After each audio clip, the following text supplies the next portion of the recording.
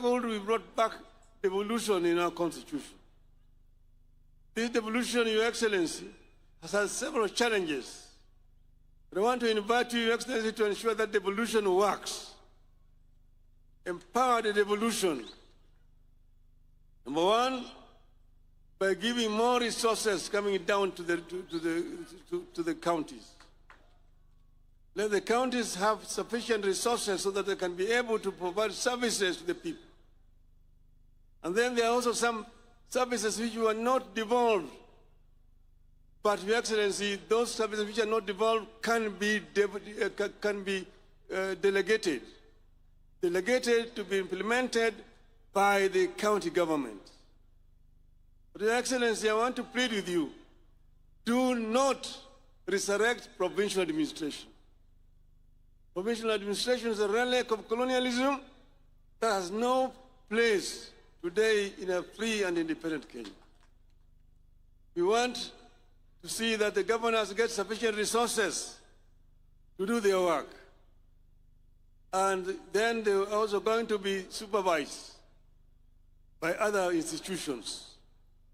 We want also our members of parliament to continue to do their work effectively by representing, legislating, and oversighting the national government, but allow the development to be done by the county government themselves. Your Excellency, if we do this, this country is going to develop at much faster rate.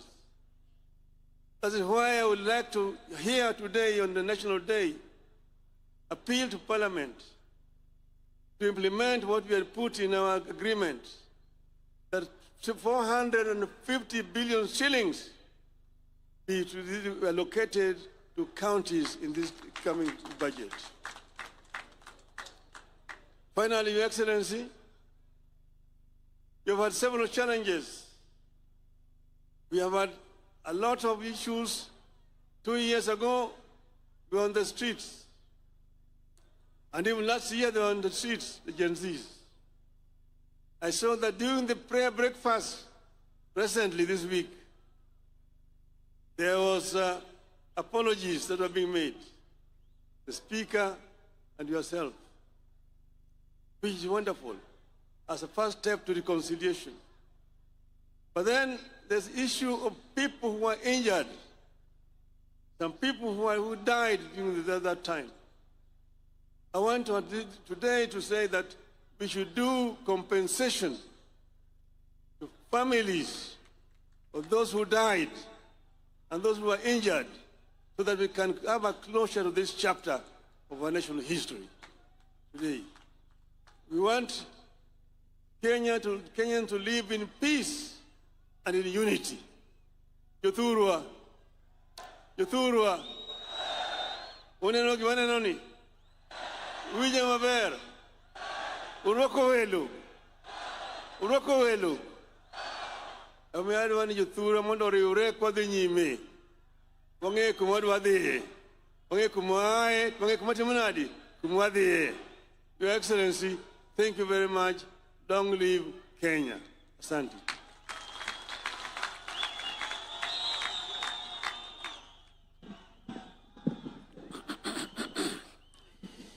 Your Excellency, before I invite you, allow me just to say this in a minute, that this generation owes the generation that fought for the political freedom of Kenya the debt of fighting for the economic freedom of our country.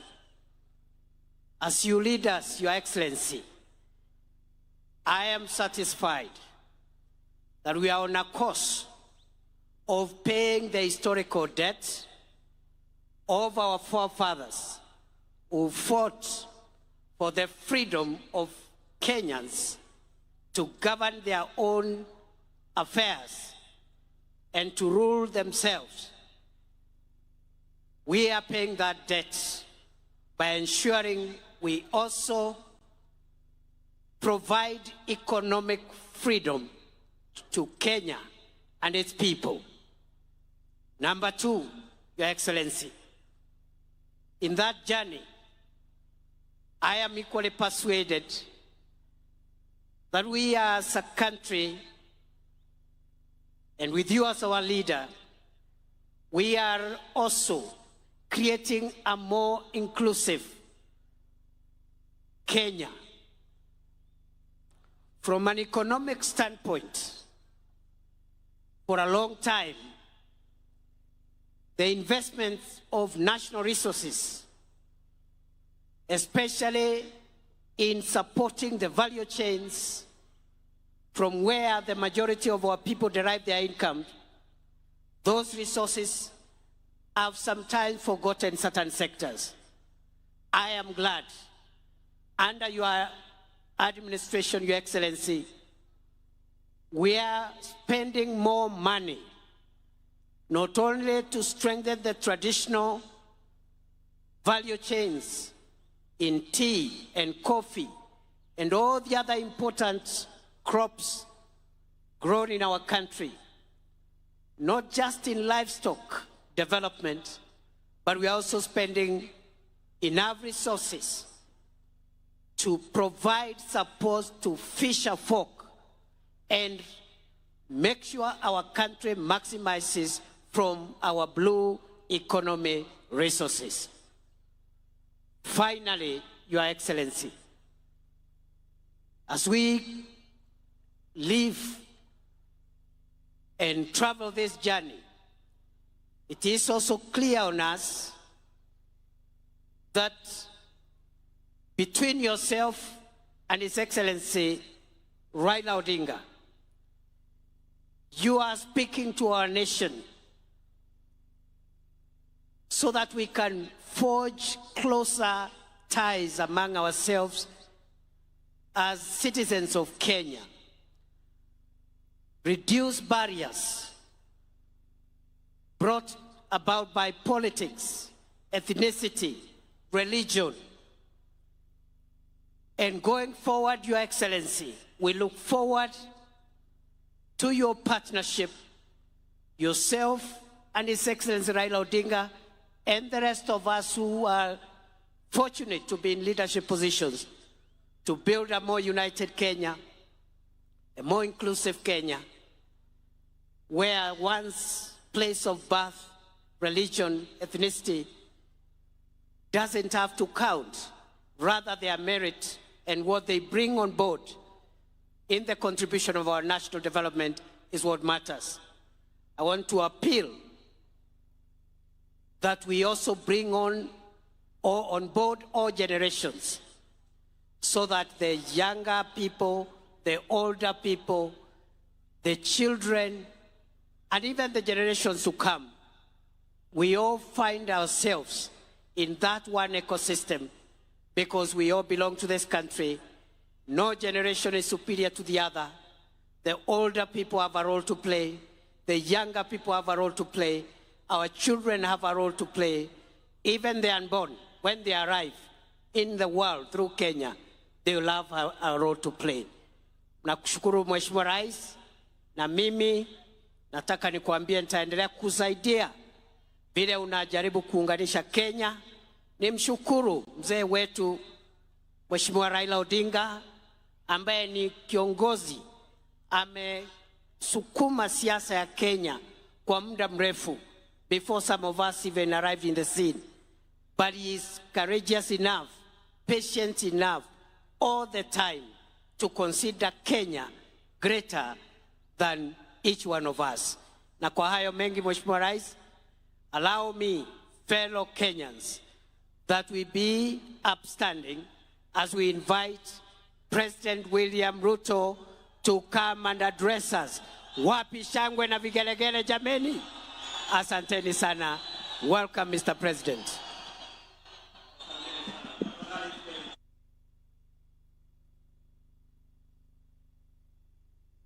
Your Excellency, President Natasha Pirsi Musa from Slovenia, our special guest in this 62nd Madaraka Day here in Homabay. Your Excellencies, honorable members, distinguished guests, ladies and gentlemen, the great people of Homabay and Kenya, hamjambo. Homabay hoye. Amoso jadurwa. Jadurwa untie. Jadurwa umor. Jadurwa oil. Bwana Yesu asifiwe. Asanteni sana. Kwanza, kabla sijasoma taarifa yangu ya siku ya leo, in our midst, we have a friend of Kenya, a great lady who has paid us a visit. When I invited her to come, she was gracious to consider time to come and fellowship with us. And more importantly, she agreed to be a special guest on this Madaraka Day in Homabay. Your Excellency, Madam President, we honor you. We are grateful for your consideration and for coming to be in our midst. And the people of Kenya, represented by the people here, welcome you to Kenya. And as a special guest, let me allow you to make your statement. Tumkaribishe Mheshimiwa Rais na makofi jameni. Welcome, Madam President.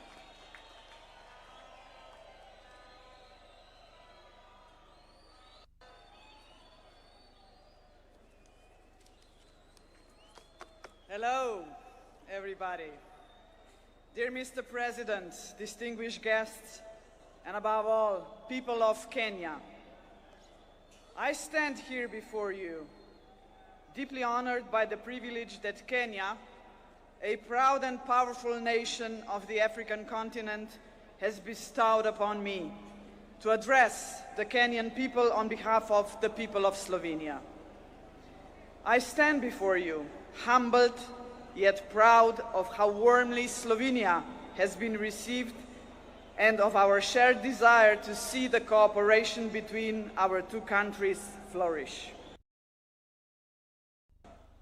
The Kenyan people wrote a pivotal chapter in history. Madaraka Day, the day Kenya gained the freedom of self-government, marked the day Kenya finally secured the right to shape its future. An arduous journey came to an end. The days when foreign settlers drove the Kenyan population from fertile, forced them into poorly paid labor are long gone, but they will never be forgotten. For the struggle for the independence was anything but easy, and it came at a heavy cost. Of course, the Kenyan people know only too well that history is not just about facts. It is also about preserving and developing the fundamental values that ensure the survival of a nation.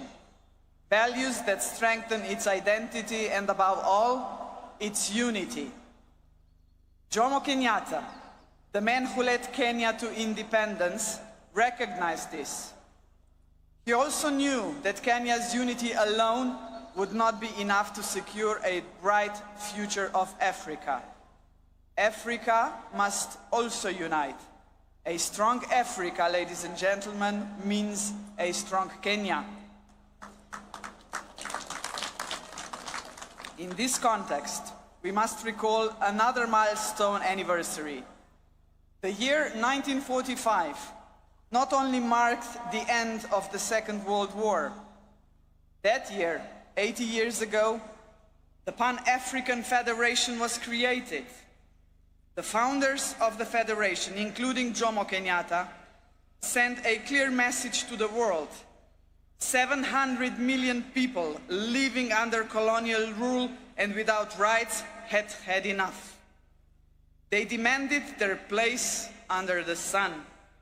One by one, the former colonies became sovereign and independent states, but the idea of African unity never faded, least of all in Kenya.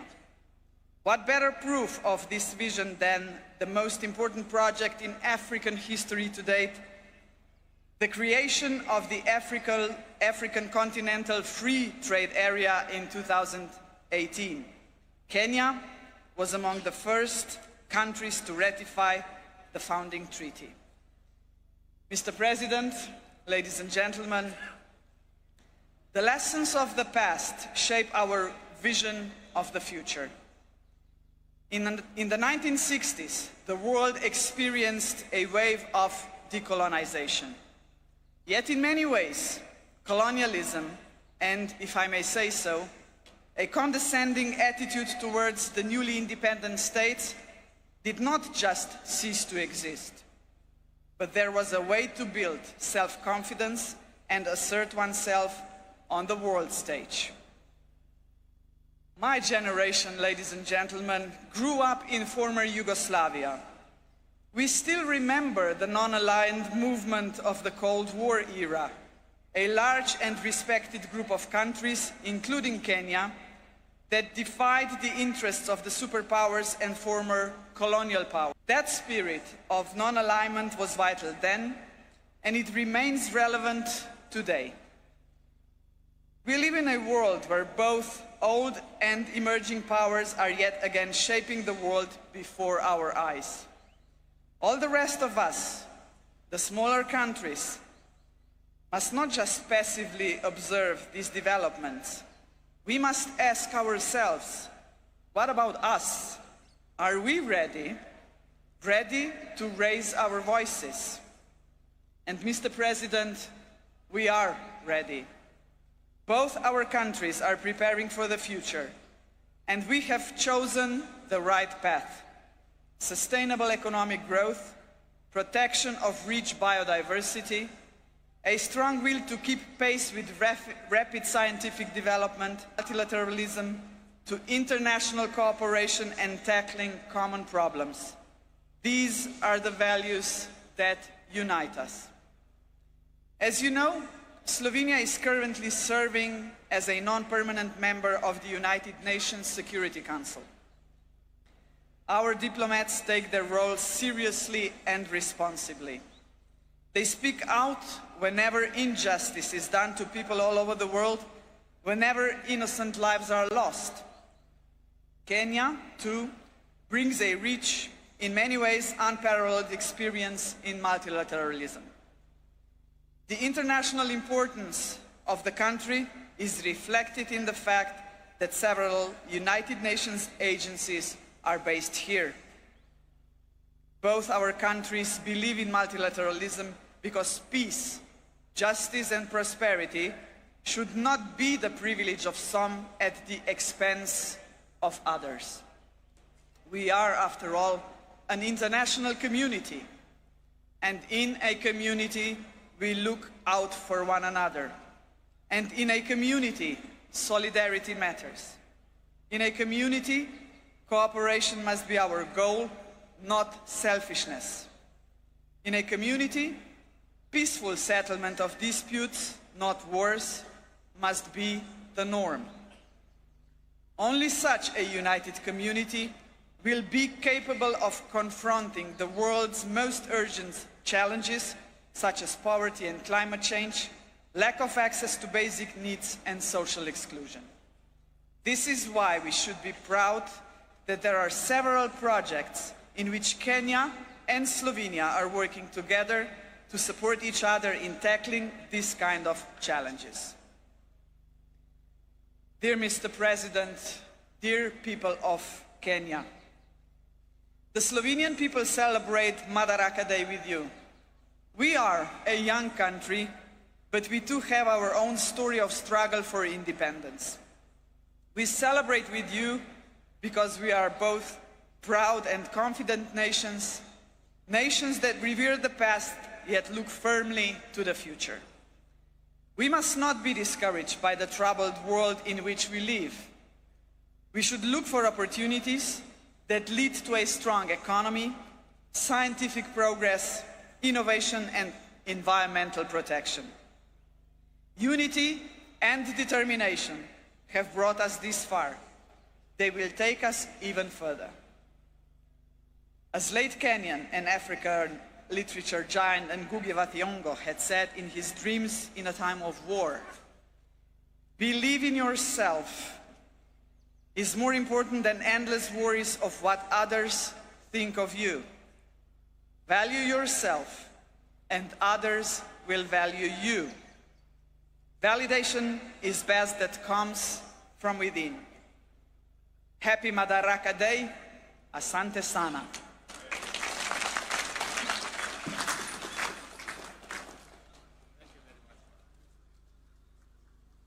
Thank you very much, Madam President. And thank you very much for that statement. Ladies and gentlemen, it gives me immense joy to be back in this county of limitless potential, Homabay. It has been 62 eventful years since we took this historic step towards full independence through our hard work, determination, and self-belief. We have defied all, surmounted challenges, triumphed over adversity, and emerged as a modern democratic state whose government and economy are energized by the restless ambition of confident citizens. Our forefathers knew, as we do, that we, the people, are the foundation, the pillars, and the engine of this nation, and that only we can do the work of building the Kenya we want. More critically, we understand keenly that this country is our home and we have no other. This is why wherever they go all over the world, Kenyans never forget their homeland and vigorously contribute to nation building. We are acutely aware that although we have given a decent account of ourselves since the first Madaraka Day, we are quite far from where we ought to have reached. It is time for us to reflect on the state of our collective self-belief as a people, because without it, we lose all the opportunities that come with Madaraka. We all know that Kenya is not short of imagination. In fact, so good are some of our plans that other countries have successfully implemented them under implementation and execution. The faith to believe in our plans for change, the courage to execute, and the patience and focus to get it done. Some do not believe that we deserve the good that comes with positive change. Others think we are too poor or even in the wrong part of the world. Yet still, others do not want to see changes that benefit ordinary people or make life better for everyone. Today, ladies and gentlemen, I want to persuade the doubters that no one else is going to bring change except us, and that the only way to build the Kenya we want is by embracing change, may seem at first, and that we must possess the self-belief individually and collectively to approach our tasks boldly, confidently, and with determination in order to deliver new, more and better, sooner rather than later. Ladies and gentlemen, over 2.5 years ago, we embarked on an ambitious journey of national renewal powered by the bottom-up economic transformation agenda and rooted in the will and sovereign consent of the people of Kenya. Bottom-up is not just a mere slogan. Today, it is a lived reality for millions of Kenyans, transforming lives and reshaping destinies across the country day by day. This agenda is the expression of a deeper yearning among Kenyans to take control of their own fate and break free from a long history of hopelessness, dependence, and exclusion. This renewal of our commitment to deliver on the fundamental mandate of Madaraka is inspired by the enduring spirit of self-determination through which we vow to give ourselves not only what was denied us during colonialism, but also what every citizen and every human being deserves. That is liberty, dignity, security, and opportunity. Madaraka affirms our collective faith, shared across generations of Kenyan patriots, that through hard work, innovation, and resilience, our farmers, traders, young people, workers, and professionals will rise to the occasion. With the strength of our imagination and effort, we can and must transform this nation with the imagination of our own minds and the work of our own hands. I speak to you today with a deep conviction that our country is firmly on the path to stability and progress. We have weathered turbulent times, navigated serious challenges, and through courage, policy decisions pursued with resolve, we have not only stabilized our economy, but also charted a clear course to long-term prosperity. Since August 2022, Kenya has recorded an average annual growth of an average of 5%, outperforming the global average of 3.3% and the regional average of 3.8%. Just last month, the International Monetary Fund projected our GDP to reach US dollars 132 billion. That is 17 trillion Kenya shillings, making us the largest economy in our region and the 6th largest economy in our continent. At the same time, inflation has declined sharply from 9.6% in October 2022 to 3.8% in May this year, well below our target of 5% and bringing welcome relief to households and businesses. This reflects the strength of our economic fundamentals and the impact of our bold reforms. During the same period, the shilling appreciated by nearly 20% against the US dollar, from Kenya shillings 162 to Kenya shillings 129, making it one of the best performing currencies in the world. The central bank rate has decreased from 13 to 10%, lowering the cost of borrowing and spurring private sector activity. Additionally, our foreign exchange reserves now stand at US dollars 10 billion, extending our import cover from 2.5 to 4 months. Ladies and gentlemen, the affordable housing program stands as a powerful symbol of the socio-economic transformation underway across Kenya. Last week, I had the privilege of handing over keys to the first 1,080 social housing units in the new Mukuru estate in Nairobi.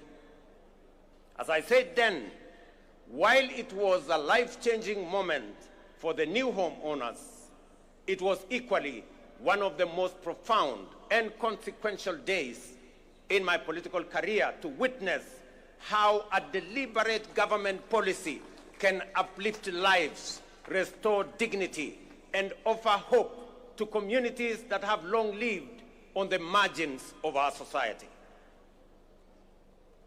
Vulnerable, forgotten, and neglected.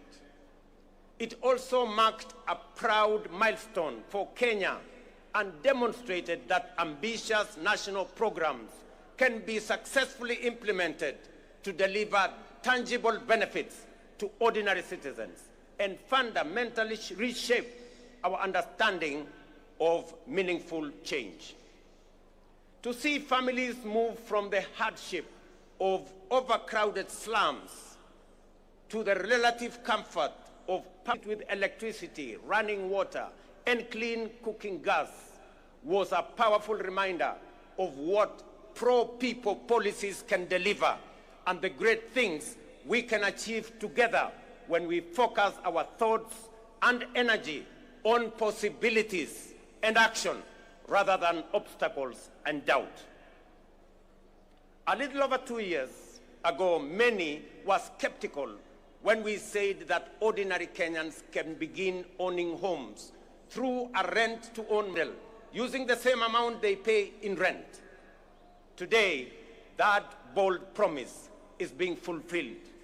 We saw the joy of Cherusha Mudhoni, a mother of 3, grandmother of 4, and second-hand clothes trader from Mukuru kwa Ruben as she stepped into her new home.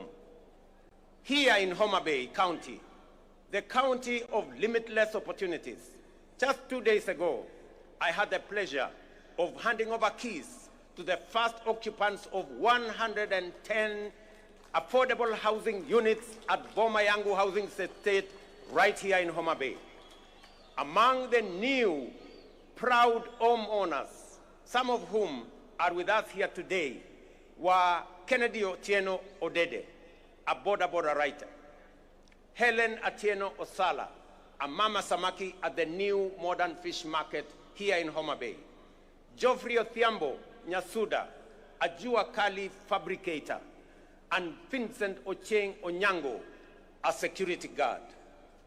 The journeys of new homeowners like Cherusha Mudhoni in Mukuru, Kennedy Odede here in Homabay, and thousands of others across the country, from the dehumanizing squalor of informal settlements to the security and pride of permanent homes, stand as a powerful testament to the transformative promise of bottom-up empowerment.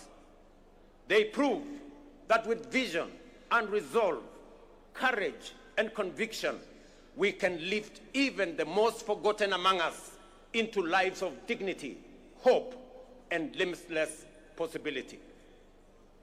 Ladies and gentlemen, if you didn't understand what we meant by bottom-up, now you do. If you didn't believe, now you believe.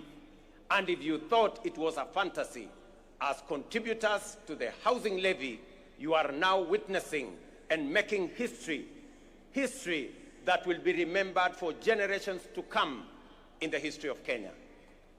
We are firmly on course to delivering 150,000 housing units under the Affordable Housing Program, which have been under construction since September 2022, with 11,000 units already available for occupation.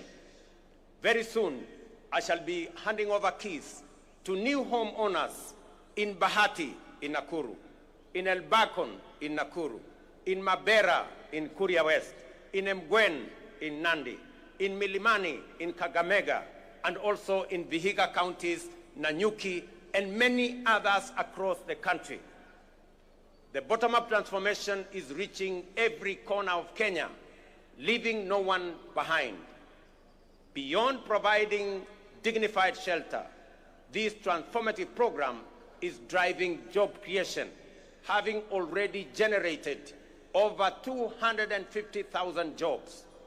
It is nothing short of a nation-building revolution, uplifting lives, growing businesses, and redefining the future of work and urban living in Kenya.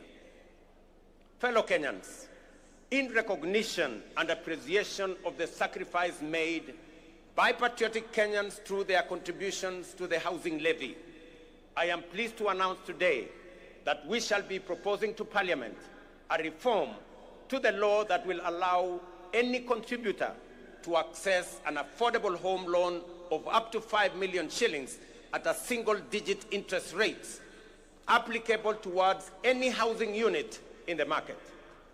This facility will also enable contributors to offset existing mortgages, offering greater flexibility in their housing journey and allowing many to significantly ease their home financing costs. These reforms will ensure that every shilling contributed to the housing levy works for the contributor, whether through access to affordable housing, home loans, or mortgage relief. Ladies and gentlemen, word is beginning to get out throughout the nation that SHA is working, by which citizens mean that the transition challenges and teething problems are now behind us, and universal health coverage is now serving Kenyans and leaving no one behind. Since the rollout of Taifa Care in October 2024, 23 million Kenyans have so far registered with the Social Health Authority, a resounding vote of confidence in our reformed healthcare model. We are now recording an average of 50,000 new registrations every day, a clear testament to the fact that Kenyans have embraced a system designed to guarantee access to quality, affordable, and dignified healthcare for all of us. In just 8 months, SHA has disbursed Kenya shillings 43 billion in claims to facilities, with 4.5 million Kenyans having received treatment fully covered by SHA since its inception. For the first time in Kenya's history, citizens can access free emergency services in all facilities funded by the government through the Emergency Critical and Chronic Illness Fund. This groundbreaking reform is eliminating the burden of mandatory deposits demanded by hospitals, especially during emergencies. To sustain this momentum, the government has allocated sufficient resources to fully fund primary health care services. Every registered Kenyan can now access care in public and SHA-contracted facilities at no cost. Taifa Care is universal in both word and deed. These healthcare services deliver transformation goes beyond the magnitude of numbers or of new beneficiaries to real impact on citizens. SHA is settling payments promptly, ensuring that no Kenyan is turned away due to lack of funds. Additionally, to expand access to comprehensive inpatient care, the Social Health Authority is prioritizing the enrollment of all Kenyans with a particular focus on those in the informal sector, many of whom were previously excluded under the now defunct National Health Insurance Fund. Although informal households account for approximately 80% of the population, they have historically faced significant barriers to access health insurance. So far, 1.7 million informal sector households have successfully enrolled and paid for social health insurance, a record achievement representing the highest number of informal sector enrollment in a single year in the history of Kenya. To address persistent challenges such as irregular premiums and other contributions among informal sector workers, we are introducing an innovative and inclusive payment solution called Lipa Sha Pole Pole, or Lipa Sha Mos Mos. This initiative enables Kenyans to remit their annual SHA contributions through flexible, manageable installments, whether monthly, weekly, or even daily, based on their financial ability. It ensures families maintain continuous health coverage without financial strain, while simultaneously promoting the sustainability of the health insurance fund. Lipa Sha Pole Pole has been made possible through a strategic partnership between the Ministry of Health, the Ministry of Cooperatives and MSMEs, mobile network operators, and financial institutions through the Hustler Fund. The system is simple and accessible to citizens. Citizens can dial *147# and follow the prompts to enroll and begin their contributions immediately. enhancing access to health insurance, we have prioritized the availability of essential medical equipment in public health facilities. Moving away from the previous managed equipment services model, which placed maintenance and service delivery responsibilities solely on county governments. We have adopted a more efficient approach under the National Equipment Supply Program.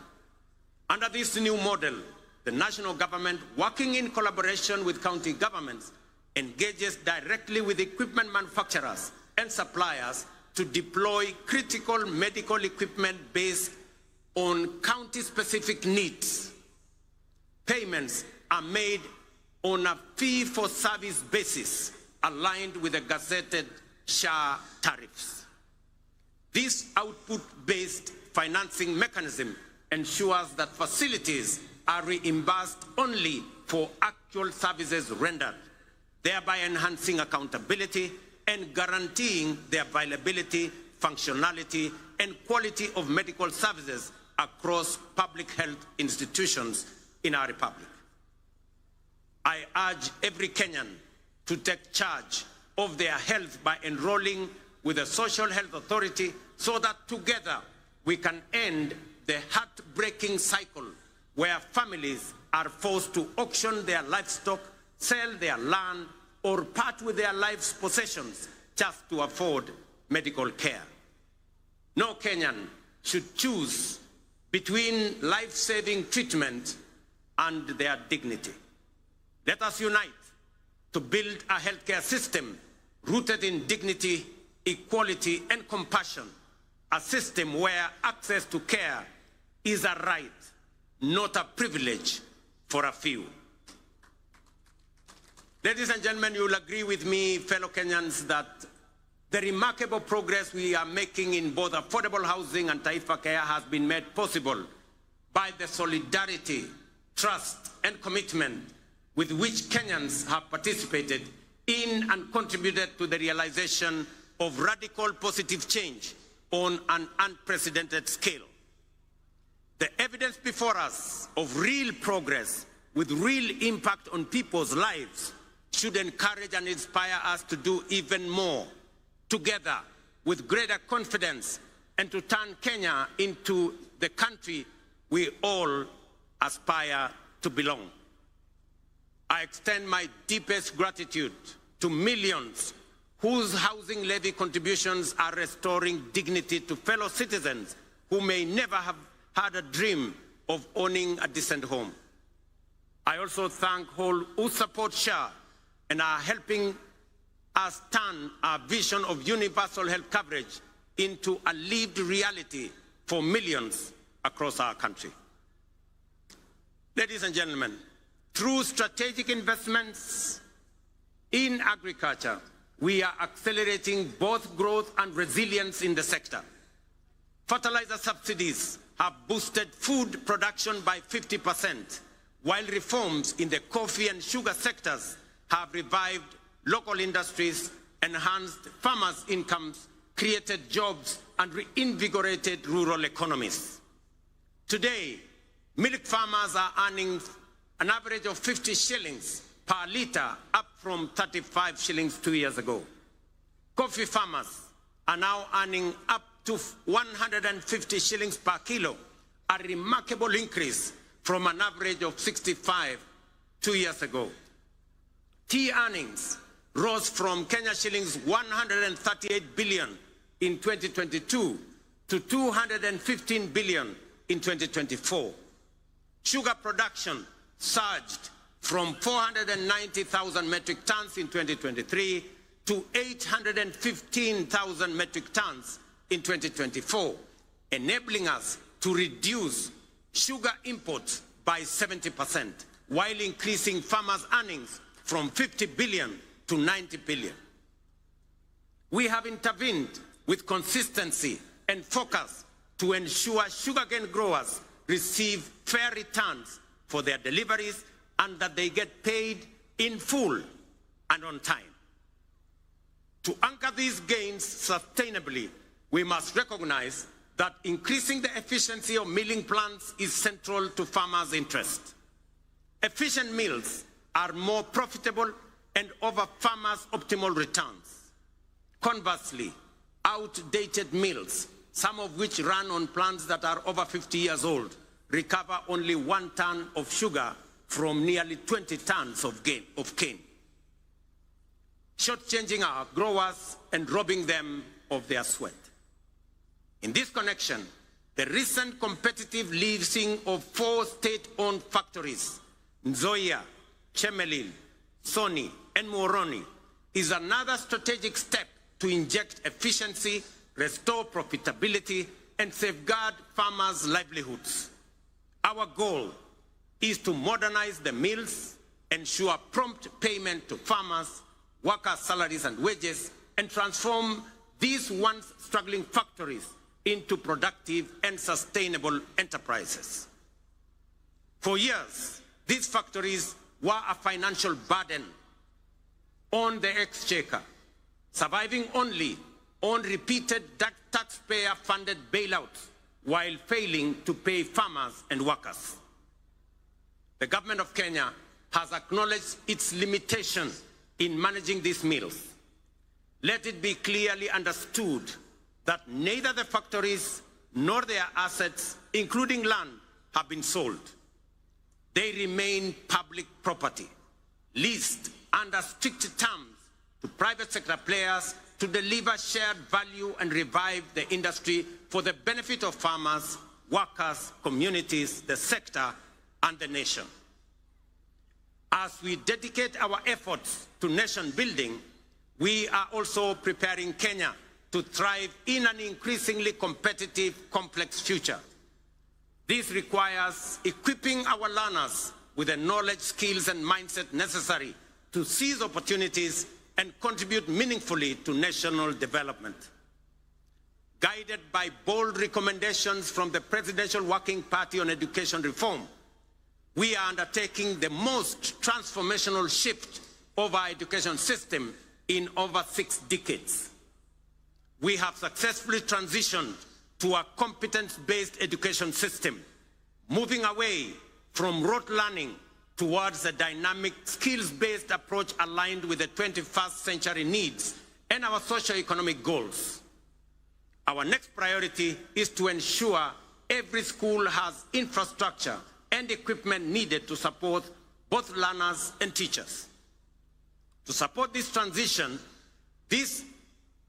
and respond to the needs of our growing population, we have undertaken the largest teacher recruitment drive since independence, employing 76,000 new teachers over a period of 2 years, and are on course on additional 24,000 teachers by January next year. We also have built more than 23,000 additional classrooms, easing pressure on existing infrastructure and shielding teachers and learners from the burden of overcrowded classrooms. At the tertiary level, we have revolutionized education financing through a new student-centered funding model that ensures the sustainability of our TVETs and universities while expanding access for learners. Today, students from poor families get up to 90% of government scholarships, with parents paying only a nominal fee. In recognition of the transformative power of technical and vocational education and training, in tackling pressing socioeconomic challenges such as youth unemployment, skills gaps, and poverty, the government is aggressively scaling up investment in technical training. TVET colleges enrollment is set to grow 4-fold from 500,000 last year to 2 million by the end of this year, equipping a new generation with skills and knowledge needed to drive Kenya's industrialization, innovation, and economic competitiveness. Ladies and gentlemen, to further empower ordinary Kenyans and small businesses with affordable credit, the Hustler Fund has supported over 25 million borrowers, disbursed 70 billion, and mobilized 4.5 billion in savings. It has also introduced a revolutionary credit rating system that is transforming access to finance for millions who were previously excluded from the formal financial system. The Hustler Fund credit rating system is designed to offer fair and transparent assessment of creditworthiness. It serves as an alternative form of soft collateral for individuals at the base of our economy, the historically excluded majority who lack access to formal financing guarantees such as payslips, title deeds, or other traditional forms of collateral. To date, over 4.5 million beneficiaries with strong credit scores have been qualified for increased loan limits.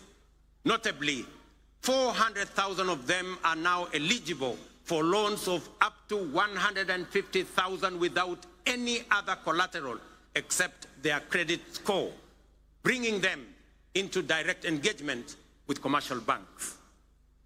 This effectively integrates them into the mainstream financial system, unlocking greater economic opportunities for them.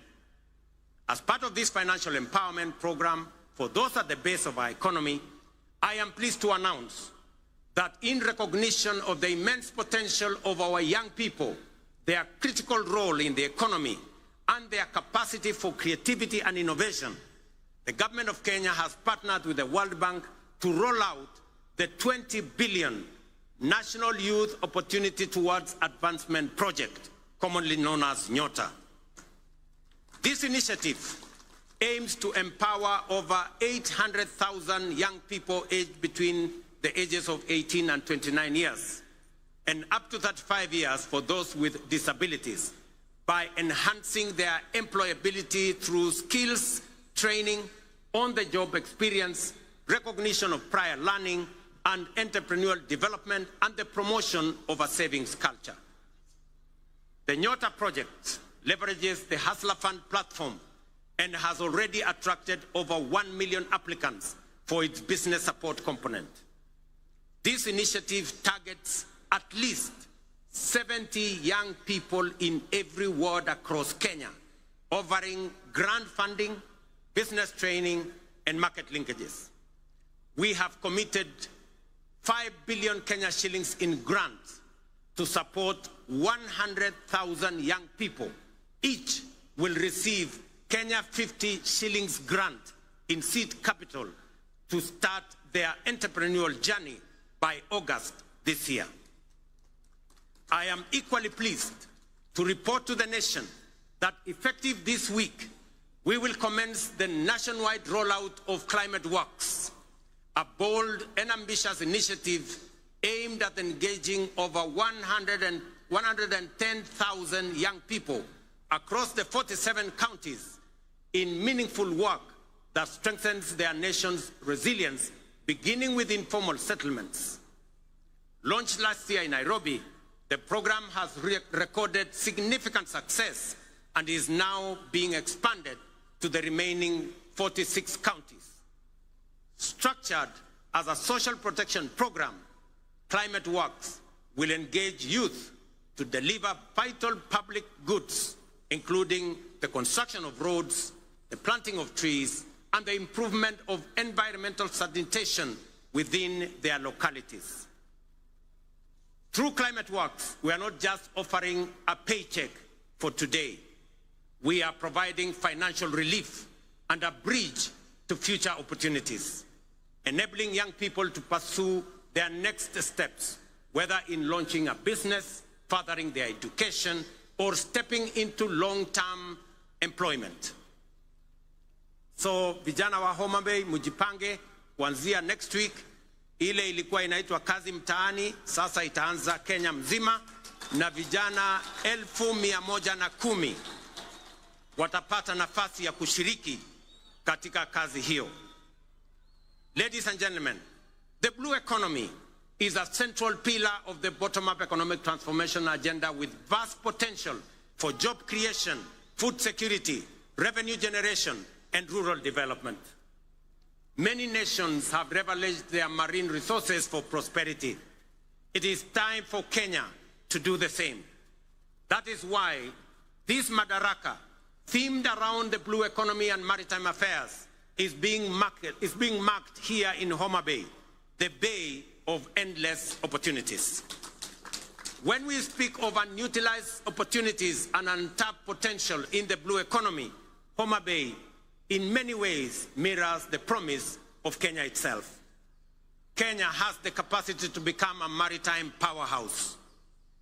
It is time to act, time to do something bold, ambitious, and transformative with this opportunity.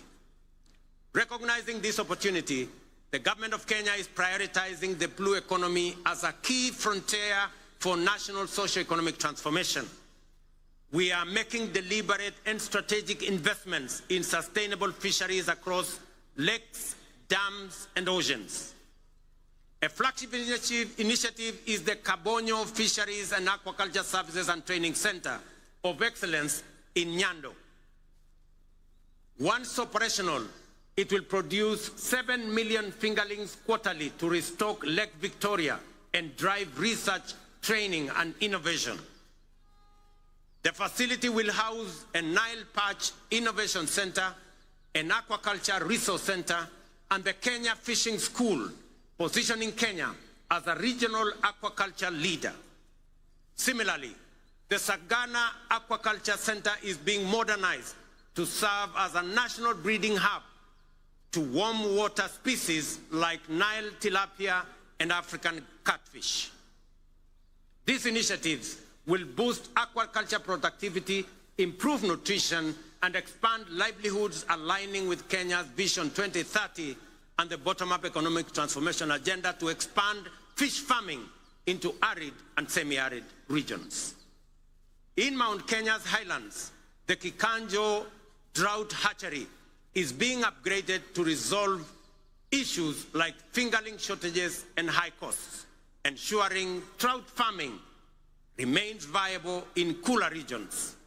At the coast, the National Mariculture Research and Training Center in Shimoni, under the Kenya Marine and Fisheries Research Institute, is cultivating maritime species like milkfish, mud crabs, seaweed, oysters, and prawns. This initiative aims to create jobs and improve livelihoods for about 200,000 people across 5 coastal counties. The development of Liwatoni and Shimoni fishing ports will further expand deep-sea fishing capacity to 24 vessels, fully unlocking our maritime potential. We have completed 7 modern fish landing sites on the Indian coast and 3 on the shores of Lake Victoria. Additionally, 5 more landing sites are under construction in the coastal counties of Kwale, Mombasa, Kilifi, Tana River, and Lamu at the cost of Kenya shillings 1 billion. Due for completion by September this year. 9 new landing sites are also planned around Lake Victoria, in Kisumu, Busia, Siaya, Migori, and Homabay, with a budget of Kenya shillings 1.5 billion. To strengthen the fisheries value chain, we are also building modern fish markets with cold storage and hygiene facilities. In the coast, markets are being constructed in Likoni, Malindi, and Kibuyuni.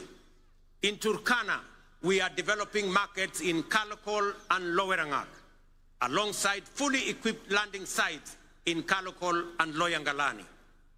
Collectively, these investments aim to cut post-harvest fish losses, currently estimated at between 30% and 40%, and create new economic opportunities for women and young people. The blue economy currently contributes 36 billion to our economy, which is only 0.6% of our GDP, but has the potential to contribute Kenya shillings 400 billion through both capture and culture fisheries. To meet this rising demand and ease pressure on wild stocks, we are promoting cage farming in Lake Victoria.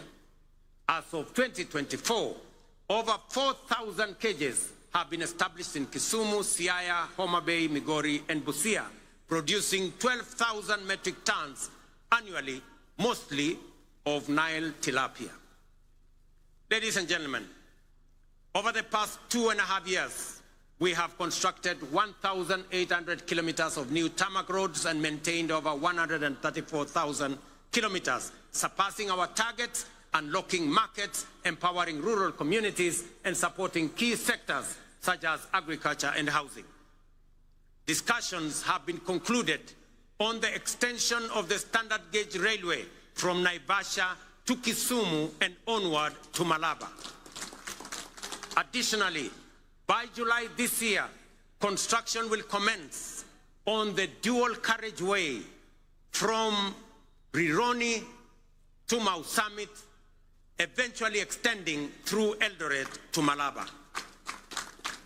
Ladies and gentlemen, as we often say here in Kenya, any time is tea or coffee time, which explains why instant coffee is a favorite for many.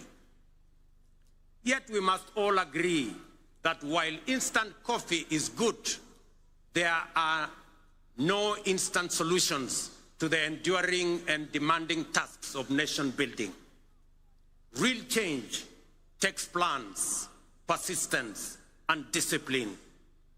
Promises must be followed by action and the willingness, discipline, and grit to do what is necessary day by day. Above all, we must overcome the fear of change, knowing that today's world demands courage, conviction, and bold leadership. The transformation underway throughout our country is real and considerable. Profound change is taking place before our eyes. Our children are getting quality education and relevant education. By January next year, we will have employed 100,000 teachers, the highest number in our nation's history, to help build the workforce of the future. Roads are connecting communities. Electricity is reaching every village. Dignified homes are rising across counties. Farmers are feeding the nation. Millions now access quality health care without barriers. Border riders are getting affordable credit, and Mama Mboga are thriving in modern markets nationwide. This is bottom-up economic transformation in action. No longer a distant dream, but a lived reality for millions of hard-working Kenyans whose dreams are now within reach. We must sustain this momentum to make up for lost time and create opportunities for millions still yearning for a chance.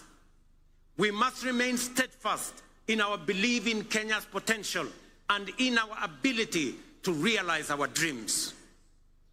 Let us never become a nation that stopped believing, nor a people who only dreamed but were too afraid to act. Let us move forward with the same spirit, honoring the vision of our founding fathers. Their dream was not just self-rule, but a nation where every Kenyan from every corner can dream freely, strive equally, and achieve their potential. Today, we renew that promise to leave no one behind and build a Kenya where hope and opportunity are a right for all. Jameni, munikubalie nimalizie hapo nikiwaambia ndugu zangu wa Homabay, asanteni sana kwa kutukaribisha Homabay. Tunawaheshimu, tunawapenda, na mimi nataka niwahakikishie safari hii tutatembea kwa pamoja. Nataka nimshukuru ndugu yangu mkubwa Mheshimiwa Raila Odinga aka Baba kwa kuunganisha pamoja na mimi taifa letu la Kenya. Tuondoe siasa ya chuki na ukabila na mambo ya kisirani. Tuwaweke watu wa Kenya pamoja kwa sababu umoja ni nguvu. Ndio muimbaji mmoja hapa akatuambia, one waonge wasiwasi, one waonge watch, one wachodho mana teach. Alisema hakusema? Nirudie. One waonge wasiwasi, One waonge watch. One wachodho mana teach. Kwa Mheshimiwa Kindiki na Mheshimiwa Raila pengine amuelewi hiyo lugha, inamaanisha hatuna wasiwasi. Hatuna midomo mingi. Tunachapa kazi. Ile kazi bila break ndio tunachapa. Ni kweli ama si kweli watu wa Homabay? Tuendelee ama tuendelee? Mimi nasema asante sana. I thank you all. God bless you. God bless our great country Kenya. Thank you very much. Asanteni kwa heshima. Naomba sote tusimame kwa wimbo wa taifa na wimbo wa Jumuiya ya Afrika Mashariki. Waliovalia vyepeo visio rasmi tuweze kuzivua tafadhali.